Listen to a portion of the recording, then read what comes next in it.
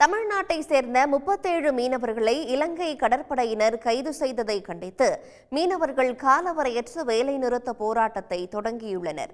இலங்கை அதிபர் தேர்தலுக்கு இடையே தமிழ்நாட்டு மீனவர்களை கைது செய்து அந்நாட்டு கடற்படை அட்டூழியத்தில் ஈடுபட்டுள்ளது.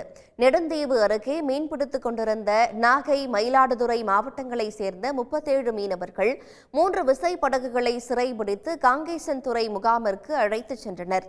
இதனால் மீனவர்களின் குடும்பத்தினர் சோகத்தில் மூழ்கிய நிலையில் இலங்கை கடற்படையின் அட்டூழியத்திற்கு கடும் கண்டனம் தெரிவித்து பூம்புகார் மீனவர்கள் காலவரையற்ற வேலைநிறுத்த போராட்டத்தில் ஈடுபட்டுள்ளனர்.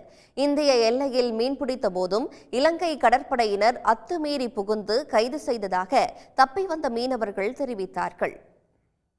இலங்கை போட்டு வந்து லைன்ல வந்தாங்க. அது எங்க பிரேதம் தான் எங்க இருக்குன்னு கேட்டாங்க. நாங்க பாயிண்ட் சொன்னோம். நீங்க எங்க எல்லையை விட்டு ரொம்ப உங்க எல்லை உள்ள இருக்கீங்க. நீங்க போயிட்டீங்கன்னா எங்களால அந்த பிரேதத்தை எடுக்க முடியாது. நீங்க கொஞ்ச நேரம் அங்க பிடிச்சிருங்க, நாங்க வந்து எடுத்துக்கிறோன்னு சொன்னாங்க.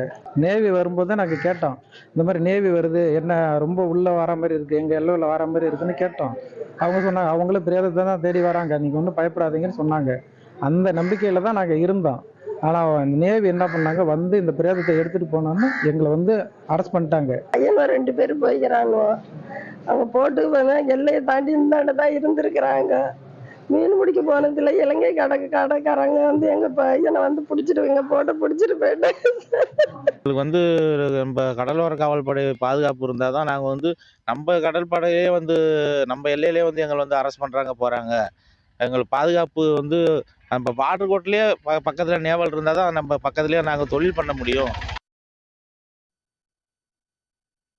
மீனவர்கள் கைதுக்கு கண்டனம் தெரிவித்துள்ள பாமக தலைவர் அன்புமணி ராமதாஸ் இதற்கு நிரந்தர தீர்வு காணும் வகையில் ஒன்றிய அரசு நடவடிக்கை எடுக்க வேண்டும் என்று வலியுறுத்தியுள்ளார்.